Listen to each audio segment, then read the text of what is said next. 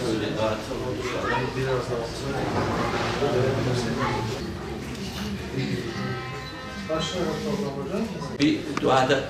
اللهم لك الحمد كما ينبغي لجلال وجهك وعظيم سلطانك.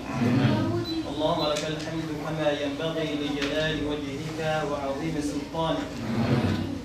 اللهم إنا نسألك بأنك أنت الله لا إله إلا أنت الأحد الصمد الذي لم يلد ولم يولد ولم يكن له كفوا أحد.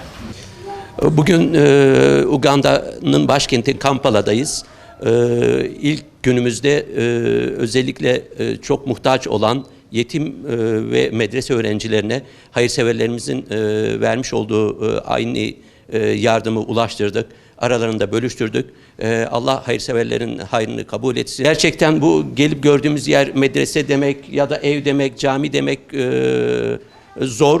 Çünkü dört duvardan oluşan ama duvarları da her tarafı kırık dökük, yerlerde doğru dürüst bir şey yok. Yatakhanelerine girdik. Gerçekten bir kümes gibi ve tabii ki biz bu ortamda bu şekilde bunları yapmak her ne kadar yaptığımız işlerden birisi olsa dahi çok gerçekten çok zor durumda kaldık. İnsanın gözleri yaşarıyor. Yani bu tabii başkentte bulunan bir durum. Daha farklı, daha ücra kesimlerde durumun daha da kötü olduğunu düşünüyoruz.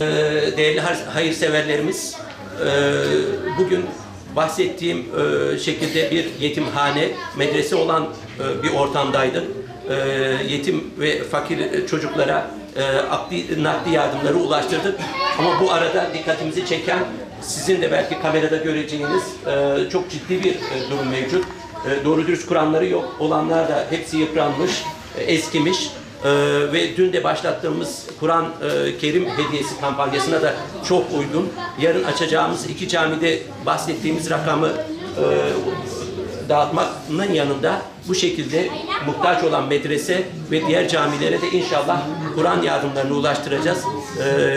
Yardımlarınızı bekliyoruz.